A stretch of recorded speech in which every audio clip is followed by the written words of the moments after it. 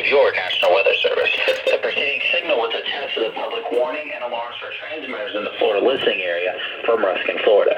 This also tests the same system or specific area message encoder.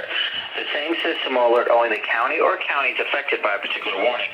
These tests are conducted each Wednesday between 11 a.m. and noon, and again between 6 p.m. and 8 p.m. unless severe weather threats. This concludes the weekly test. We now return to regular programming.